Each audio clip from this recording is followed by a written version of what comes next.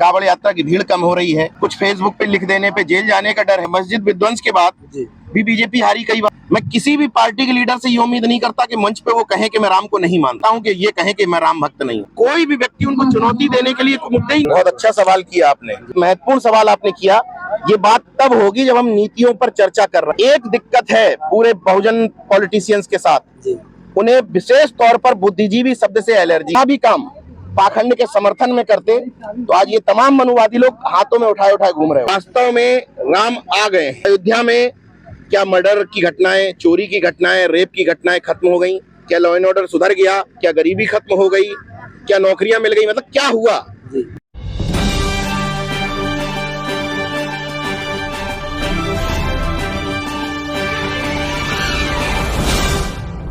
शुक्रिया ब्रजेंद्र भाई, मुझे अपने ही पुरखे, अपने ही बाबा की धरती पर बुलाने के लिए, याद करने के लिए। और हम सब के लिए बेहद गर्व की बात यह है कि ये धरती न सिर्फ मेरे बाबा पेरियार ललई की धरती है, बल्कि मेरे दूसरे पुरखे महामना रामचंद्र वर्मा जी की भी धरती है। तो इस धरती से जो एक क्रांतिकारी आगाज हो रहा है, उम्मीद करता हूँ ये थमेगा नहीं बल्कि आगे ही बढ़ेगा। मैं सीधे मुद्दे पर आता हूँ, क्योंकि भाई का ट्रेन का समय इसके बाद, इसलिए जो चंद अनुरोध आप लोगों से करना चाहता हूँ। जो पेरियार ललई सिंह यादव जी की जो परिनिर्वाण दिवस मनाया गया है, आपको क्या लगता है, जाने कितने भारत में हमारे महापुरुष इन लोगों को, SC OBC माइनॉरिटी के लोगों को जगाते जगाते अपना जीवन समाप्त कर लिया। आपको क्या लगता है ये भारत की जो जनता है, SC OBC खासकर, कब तक जाग पाएगी? आपको क्या महसूस होता है? आप बहुत बड़े बड़े मंचों पर बात करते हैं और आप एक चैनल भी चलाते हैं, तो आपका क्या है? अब देखिए, जागने का पैमाना क्या है उस तौर पर डिपेंड करता है जी। मैं बहुत पॉजिटिव व्यक्ति हूँ जी। मैं देश भर में कहीं भी जाता हूं तो मुझे लगता है कि लोग तो जाग रहे हैं, पॉजिटिविटी है। अगर आप जागने को केवल वोट बैंक से देखेंगे तो थोड़ा निराश होंगे, लेकिन अगर जागने को आप देखेंगे कांवड़ यात्रा की भीड़ के रूप में तो आपको खुशी होगी। कांवड़ यात्रा की भीड़ कम हो रही है। इस माहौल में सोचिए, इस दौर में जब इतना डर का माहौल है, ED, CBI, इनकम टैक्स जैसी एजेंसियों का दौर है, कुछ फेसबुक पे लिख देने पे जेल जाने का डर है, इस दौर में यहाँ हजारों की तादाद में लोग एकजुट होते हैं, तर्कवादी सम्मेलन करते हैं, पाखंड अंधविश्वास के विरोध में बात करते हैं। इसका मतलब पॉजिटिविटी तो है, बस अंतर इतना है कि देखिए, राजनीति लोगों के बस की बात नहीं। देखो, एक अंतर आप समझिए कि उस व्यक्ति को वोट कहीं ना कहीं जाके देना है, लेकिन जब वोट लेने वाला उतना मजबूत नहीं है। अगर आप जागरूकता वोट से देख रहे हैं, जैसे आपने जागरूकता कहा, आप सोचिए यही उत्तर प्रदेश है जहां पर बाबरी मस्जिद विध्वंस के बाद भी बीजेपी हारी कई बार, बिल्कुल उसकी सरकार नहीं आई, यानी कि उस बड़ी राम लहर में भी नहीं आई। फिर आप जनता को कैसे मूर्ख कह सकते हैं? अन्य तमाम सारे पहलू हैं जिन पर सोचने की जरूरत है। बीजेपी ने अपना तरीका चेंज किया है।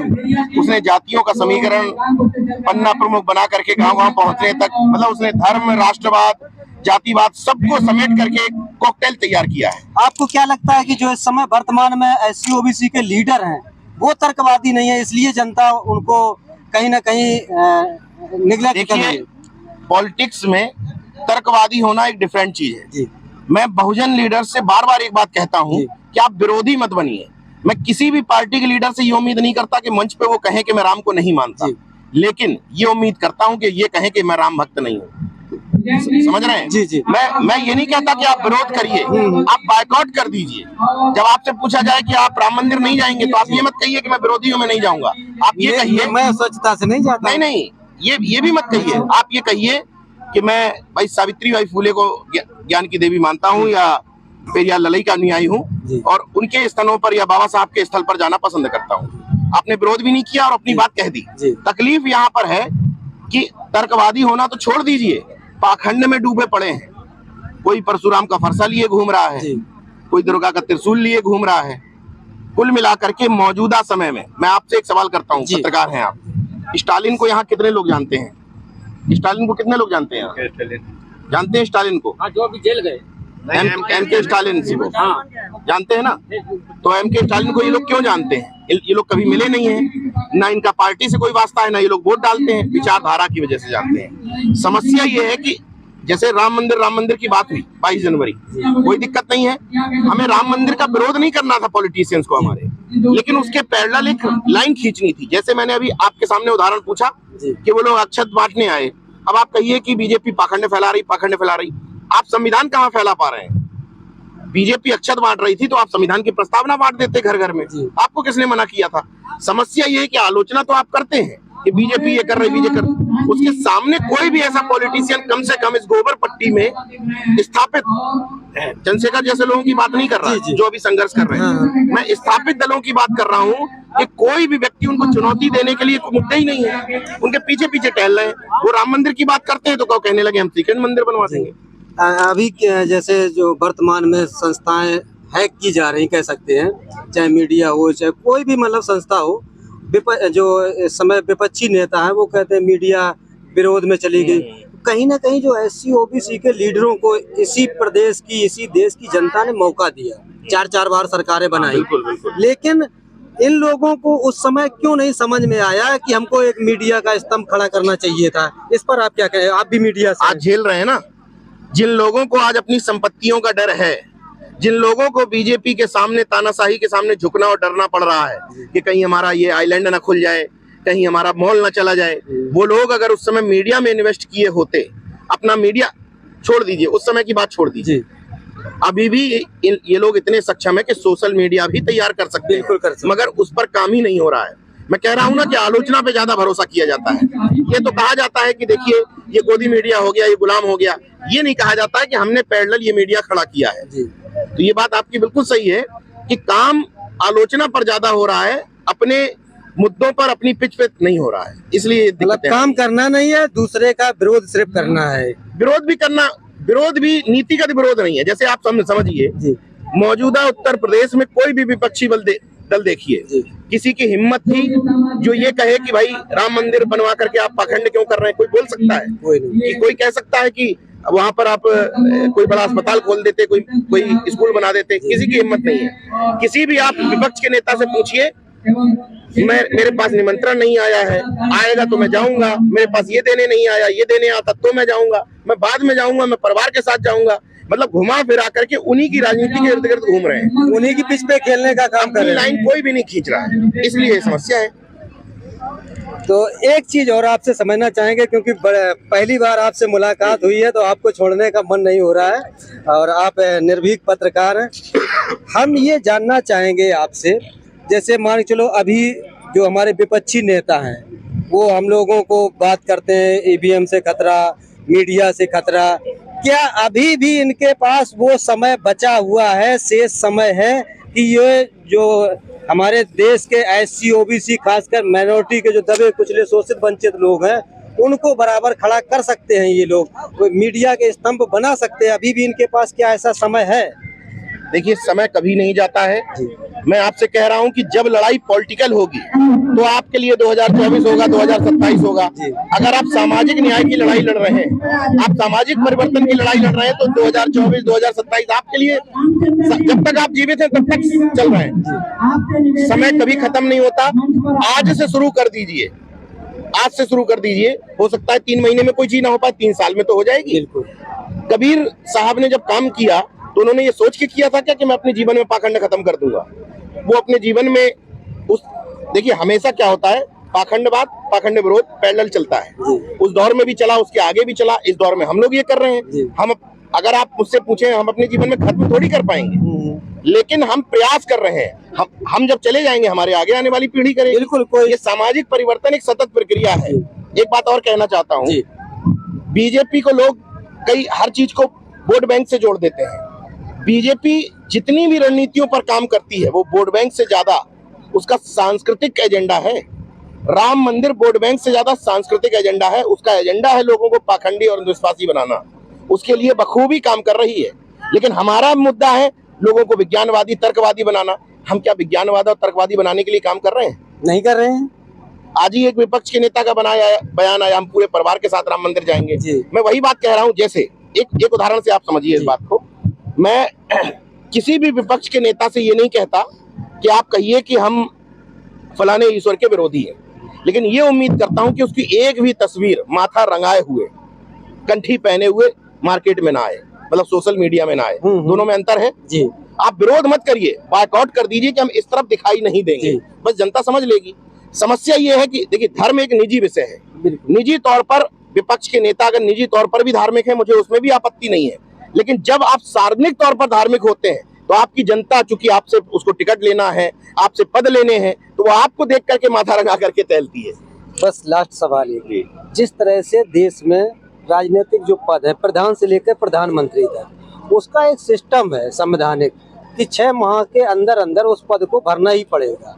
क्या ये सिस्टम जो हमारे देश की नौकरियां हैं सरकारी, उन पर लागू नहीं हो सकता है कि 6 महीने के अंदर आपको पद भरना ही भरना? बहुत अच्छा सवाल किया आपने, यही बहुत महत्वपूर्ण सवाल आपने किया।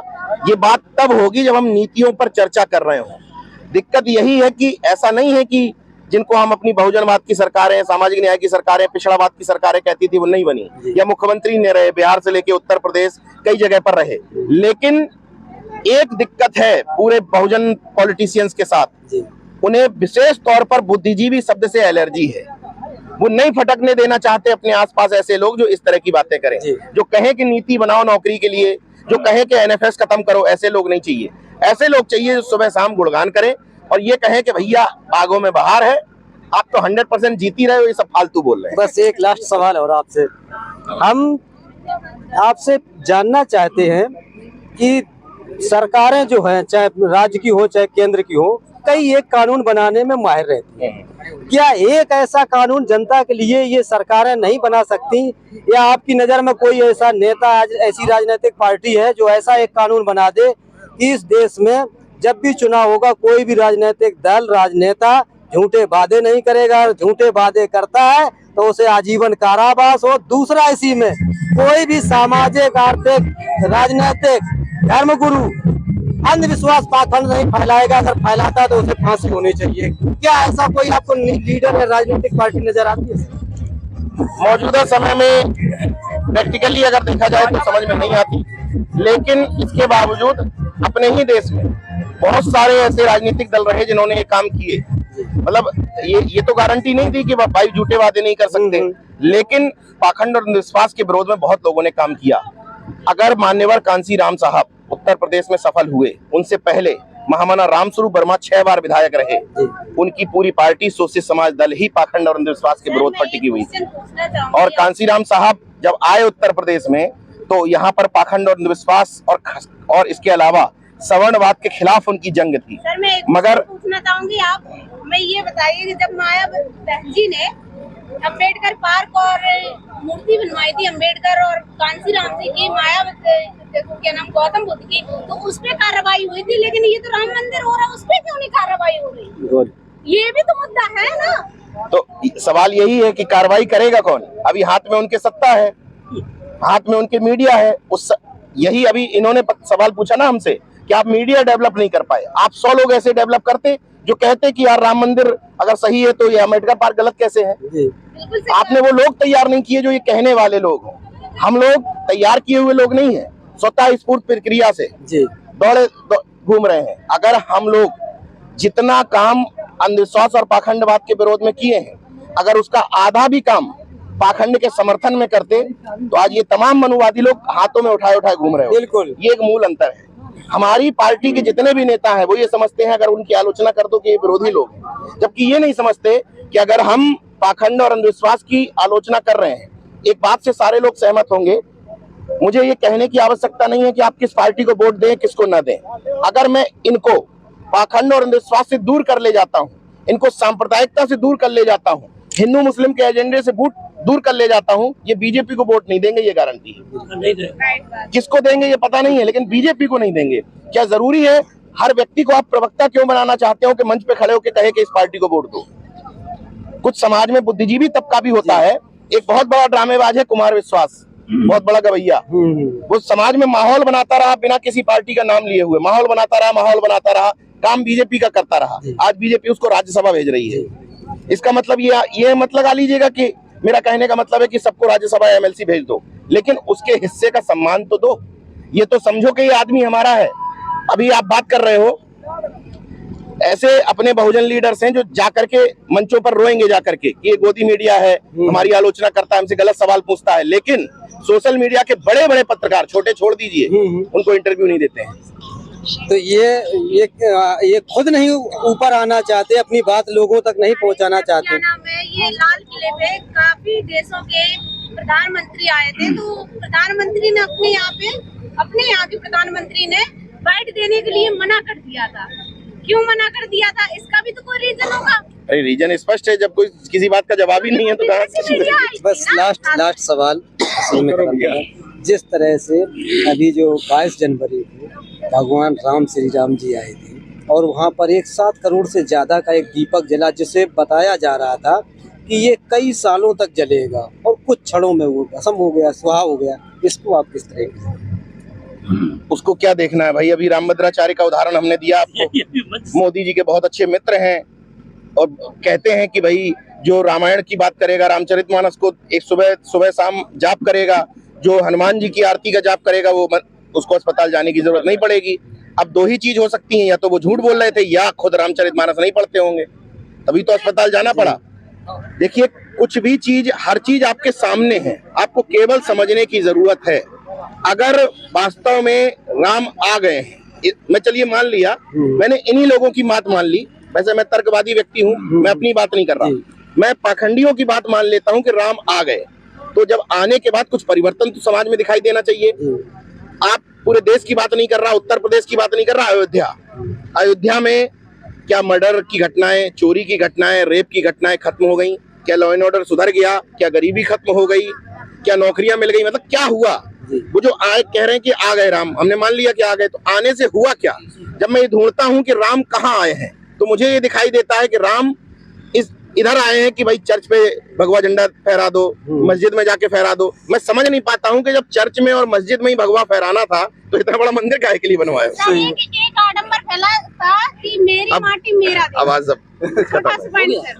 कि मेरी माटी मेरा देश। मुझे शायद ये लग रहा अंदर से कि हर घर से एक घड़ा पकड़ा दिया, अधिकारियों को पकड़ा दिया और अपने संगठन के मतलब जितने पदाधिकारी हैं बीजेपी के, उनको पकड़ा दिया, हर घर से मिट्टी लाओ। क्या ये इस भारत देश की मिट्टी हर घर की अलग अलग है क्या? देखिए, मैं इसमें बीजेपी की आलोचना नहीं करूंगा, तारीफ करूंगा। किसी भी पार्टी को सत्ता में रहने के लिए जो करना चाहिए वो बीजेपी कर रही है। सवाल उनसे है कि जिसने मिट्टी और घड़ा पकड़ाया, इसको आपने पाखंड और ड्रामा कहा। मैं ये कहता हूं कि सामने वाले पॉलिटिशियंस ने संविधान की प्रस्तावना क्यों नहीं पकड़ाई? आपने बाबा साहब की तस्वीर क्यों नहीं पकड़ाई? क्या ईमानदारी से बताइए कि इस समय, मौजूदा समय में एक भी राजनेता है इस उत्तर प्रदेश में जिसने घर घर संविधान पहुंचाने का अभियान चलाया हो? जितने भी कार्यक्रम हो रहे हैं सामाजिक संगठनों के दम पर हो रहे हैं, राजनीतिक नेताओं के दम पे नहीं हो रहे हैं। चलिए, बहुत बहुत धन्यवाद। आपसे केवल एक सवाल है और वो एक अहम सवाल अपने आप में रखता है कि जो राजनीतिक पार्टियां और सामाजिक स्तर के संगठन हैं वो अपना अलग अलग कार्यक्रम कर रहे हैं, अगर एक मंच पर आ जाएं तो जो बीजेपी सरकार है या जो हम लोगों को दबाने का काम करती है, बहुजन समाज को दबाने का काम करती है, वो झुकेगी कि नहीं झुकेगी? एक मंच का मतलब मैं आज तक समझ नहीं पाया हूँ। मेरे लिए एक मंच, एक झंडे के नीचे आना, एक छतरी के नीचे आना, ये आभासी और काल्पनिक शब्द है, ऐसा कभी नहीं होता है। क्या जिनके खिलाफ आप लड़ाई है वो एक झंडे के नीचे है? नहीं। आरएसएस के कम से कम 150-200 अनुसांगिक संगठन होंगे, कम से कम, उनसे कहिए कि एक झंडे के नीचे आ जाओ, ऐसा कभी नहीं होता है। एक बात कही जा सकती है, देखिए, अगर एक झंडे के नीचे आ जाएंगे उसमें भी समस्या है। अगर मैं मुखिया हो गया, कोई ना कोई मुखिया होगा, मैं कहूंगा कि अंतरजातीय विवाह से समाज बदल सकता है। दूसरा कहेगा क्या बात कर रहे हो यार, मृत्यु भोज के खिलाफ लड़ाई लड़ने से बदलेगा। तीसरा कहेगा ये सब फालतू है, राजनीतिक परिवर्तन से समाज बदलेगा। इसलिए समाज में तमाम संगठन होने चाहिए, संगठनों को अलग अलग क्षेत्र में काम करना चाहिए। हाँ, एक सीख लेना चाहिए सामने वालों से, जैसे विभिन्न सवर्णवादी संगठन वैसे अलग अलग काम करेंगे, लेकिन जब पिछड़े दलितों के हक मारना होगा तब एक साथ आ जाए। एक साथ आने का मतलब एक मंच पे नहीं आते हैं, विचारधारा से एक साथ आते हैं। वैसे ही पिछड़े दलितों के तमाम संगठन अलग अलग काम करते हैं, कोई दिक्कत नहीं है। देखिए, प्रैक्टिकल संभव ही नहीं है एक संगठन बनाना, अलग अलग काम करें। लेकिन जब ये हो जाए कि हमें इस मनुवाद से, इस सामंतवाद से, तानाशाही सत्ता से लड़ना है, तब कम से कम एक प्लेटफॉर्म पर आ जाए। आपने बात की राजनीतिक पार्टी की और राजनीतिक बात करी, तो मैं आपसे एक बात कहना चाहूंगा कि अगर बहुजन समाज पार्टी एक राजनीतिक पार्टी है और उत्तर प्रदेश में 4-4 बार सरकार बना चुकी। ऐसी क्या मुसीबत आई कि एक भी विधायक उत्तर प्रदेश में नहीं होगा? अब ये तो उनके आत्ममंथन का विषय है। दिक्कत ये है, मैं कहता हूं बार बार, इस बात को लोगों को बड़ी मिर्ची लग जाती है कि अंधभक्त सबने पाल रखे हैं। सवाल ये है कि बहन जी हो, अखिलेश जी हो, नीतीश कुमार हो, तेजस्वी कोई भी हो, वो आत्ममंथन तब करें जब चाटुकार करने दें। अगर एक सीट आएगी तब चाटुकार कहेंगे कि नहीं बहन जी गलती नहीं है, वो ठीक चल रही है, ये साले गद्दार है, वो ठीक कर रही है, ये साले गद्दार है। पर पूछो त्रिशूल क्यों हाथ में पकड़ लिया? भाई तिलक तराजू और तलवार कह करके सरकार बनी है कि नहीं बनी है? बिना मंदिर में घुसे हुए सरकार बनी है कि नहीं बनी है? बिना नंदी और नरेश की बात किए हुए सरकार बनी है कि नहीं बनी है? तो आप किस कंफ्यूजन में हो? जब से आपने सतीश चंद्र मिश्रा जैसे गद्दारों को घुसाया पार्टी में, जब से आपने उनके खानदानों को आगे बढ़ाया, जब से सतीश चंद्र मिश्रा के कहने पर त्रिशूल पकड़ लिया, गणेश पकड़ लिए, क्या हाल है? आप सामने हैं आपके। ईवीएम पर क्या कहेंगे आप? देखिए, अगर व्यक्तिगत मेरी राय पूछेंगे, मैं चूंकि पत्रकार हूं आपकी तरह, तो ईवीएम का कहीं आंदोलन अगर हो रहा है वो जनता का आवाज है, मैं जाकर के उसको कवर करता हूं। लेकिन व्यक्तिगत तौर पर मैं ईवीएम मूवमेंट से बहुत ज्यादा सहमत नहीं। आपका मतलब ईवीएम में घोटाला नहीं होता? मैं ये नहीं कह सकता, मैं एक्सपर्ट व्यक्ति नहीं हूं, मगर मेरे कुछ संदेह हैं। इसी मंच से, किसी भी मंच पर वो संदेह होते हैं। जैसे अगर ईवीएम से जीत रहे हैं तो नीतीश कुमार को पलटी मरवाने की क्या जरूरत है? अगर ईवीएम से जीत रहे हैं तो जयंत चौधरी को तेल लगाने की क्या जरूरत है? अगर ईवीएम से जीत रहे हैं तो क्यों आप कह रहे हो कि सारे बहुजन एक आ जाएं तो जीत जाओगे? आप पहले ही मान के चलो। भाई बहन जी का क्या दोष है अगर वो अलग है ईवीएम से जब जीत ही रहे हैं? तो फिर चाहे अखिलेश साथ आ जाए, चाहे बहन जी साथ आ जाए, क्यों इनको एकजुट होने की बात हो रही है? क्यों इंडिया एड करने? सुनते जाइए। अभी अगर ईवीएम से जीत रहे हैं तो पुलवामा में शहीद कराने की जरूरत क्यों है? अगर ईवीएम से जीत रहे हैं तो राम मंदिर के ड्रामे की जरूरत क्यों है? अगर ईवीएम से जीत रहे हैं तो 5 किलो राशन बंटवाने की क्यों जरूरत है? अगर ईवीएम से जीत रहे हैं तो खटीक को, धोबी को, पासी को मंत्री बनाने की जरूरत क्यों है? अगर ईवीएम से जीत रहे हैं तो कर्पूरी ठाकुर को भारत रत्न देने की क्या जरूरत है? अगर आप ये सारी बातें कह रहे हैं और सुप्रीम कोर्ट 8 अक्टूबर 2013 का फैसला है कि ईवीएम से, केवल ईवीएम से फ्री, फेयर एंड ट्रांसपेरेंट चुनाव नहीं हो सकता, जो कि एक संवैधानिक कानून के बराबर है सुप्रीम कोर्ट का फैसला। सुप्रीम कोर्ट कहता घोटाला होता और आप कह रहे संदेह है। अब क्या कह रहा है सुप्रीम कोर्ट? नहीं, अभी तो कह रहा है, लेकिन उसने फैसला किया कहा कि पारदर्शी और निष्पक्ष चुनाव कराना संभव नहीं। ये नहीं कहा कि गलत है। मैं गलत और सही की बात नहीं कर रहा। अगर देखिए, लड़ाई गलत दिशा में लड़ी जा रही है। आप ईवीएम को बैन करने की एक बात सोच के देखो, जब आप खुद कहते हो इतनी तानाशाही सरकार है, अगर वास्तव में ईवीएम से जीत रहे हैं, आप आत्महत्या कर लो, मर जाओ, तो नहीं वो ईवीएम बंद करेंगे जब जीत ही रहे हैं उसी से। तो ईवीएम में करेक्शन करने की बात करनी चाहिए। करेक्शन करने की क्या? जैसे वीवीपैट पर्ची निकलती है, इतना संशोधन करवाया जाए कि वीवीपैट पर्ची 7 सेकंड के लिए ऊपर आती है, आप उसमें देख नहीं पाते हैं। इतना किया जाए कि वीवीपैट पर्चियों का वोटों से मिलान करवा लिया जाए, अभी गिनती उनकी सेम करवा ली जाए। सुप्रीम कोर्ट के लॉयर हैं महबूब प्रताप, दोनों हमारे बहुत अच्छे परिचित उन्होंने हैं। कहा, भानु प्रताप जी, उन्होंने कहा कि अगर मुझे ईवीएम दे दी जाए तो मैं साबित कर दूंगा कि 100% घोटाला होता है। उन्होंने हमसे भी कहा। तो ईवीएम को हटाने के लिए वो लोग बात कर रहे हैं, आप कह रहे हैं कि संशोधन किया जाए। मैं कह रहा हूं ना कि देखिए, वो गलत नहीं है, कोई गलत नहीं होता। उनका सोचने का अपना ढंग है। वो सोच रहे हैं कि मेरा सोचने का अपना ढंग है। मुझे लॉजिकली बात समझ में नहीं आती कि कर्नाटक में हरा दिया जाता है, दिल्ली में हार जाती है। अच्छा, आप ही बताओ, खुद सोच के देखना जरा, कभी इस पे निगाह दौड़ाना कि जो सीट आपको लगती हो कि ये सीट फलानी पार्टी की मजबूत है, वहां उसको वोट ज्यादा क्यों मिलता है? कभी सोच के देख लेना। आप बताओ, अभी खुद ही आप बताइए। अभी इसी मन से कहा गया कि रामपुर में मुस्लिमों को वोट नहीं डालने दिया गया। कहा गया जब ईवीएम से खेल हो रहा है तो फिर क्या जरूरत है मुस्लिम को डंडा पट मारने की?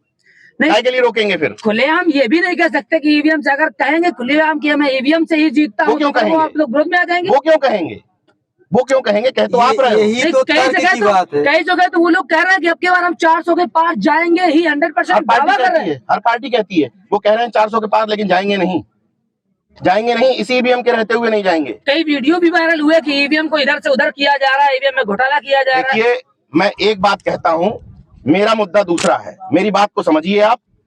मैं क्यों धंधे का उसूल ये कहता है, इस यूट्यूब का उसूल ये कहता है कि ईवीएम के साथ चलो, सब्सक्राइबर ज्यादा आएंगे। क्योंकि सामान्य जनता ये मान चुकी है कि ईवीएम में घोटाला है, धंधा ये कहता है। लेकिन मैं धंधेबाज कतई नहीं हूं। मैं इसलिए ईवीएम की बात नहीं करता कि ये हमारे जो नकारे नेता हैं ये खुश होते हैं, ये चाहते हैं कि तुम ईवीएम की बात करो। जब कम सीटें आए, क्या कर सकते थे यार? हमने तो बहुत लड़ाई लड़ी, साला ईवीएम की वजह से हार गए।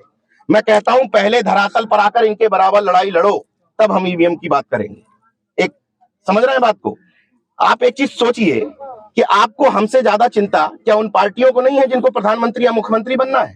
क्या वो आपकी तरह सुप्रीम कोर्ट के लॉयर्स की तरह लड़ाई लड़ रहे हैं सड़क पे? सुप्रीम कोर्ट के लॉयर को ज्यादा बात समझ में आ रही है नेताओं से? मतलब फायदा किस, मुख्यमंत्री किसको बनना है, प्रधानमंत्री किसको बनना है? राहुल गांधी क्या लड़ाई लड़ रहे हैं? राहुल गांधी सड़कों पे घूम रहे हैं, क्या ईवीएम की बात कह रहे हैं? और एक बात और कहता हूं, ईवीएम का नुकसान बता रहा हूं, ईवीएम लड़ाई का। जब बार बार जनता से अगर ये कहा जाएगा कि ईवीएम के रहते हुए बीजेपी जीतेगी, बीजेपी जीतेगी, बीजेपी जीतेगी, आपका वोटर घर से वोट डालने नहीं निकलेगा। कहेगा जब जीतना ही नहीं है तो घर से बाहर क्यों निकले? और इसीलिए बीजेपी इस आंदोलन को दबा नहीं रही है। कहीं पे दमन किया उसने? आपने खुलेआम दिल्ली में कर लिया, लखनऊ में कर लिया, लेकिन अभी अगर ईवीएम में गड़बड़ है तो ये विपक्षी नेता बहिष्कार क्यों नहीं कर देते? यही तो हम भी पूछ रहे हैं। लेकिन अभी ईवीएम आप कह दीजिए कि ईवीएम के रहते हुए हम चुनाव नहीं लड़ेंगे, हम वोट डालने नहीं जाएंगे। ईवीएम का बड़ा आंदोलन वामन मेश्राम के नेतृत्व में दिल्ली के जंतर मंतर की सड़कों पर हुआ, बहुत सालों से कर रहे हैं, जहाँ पर मैं गया था।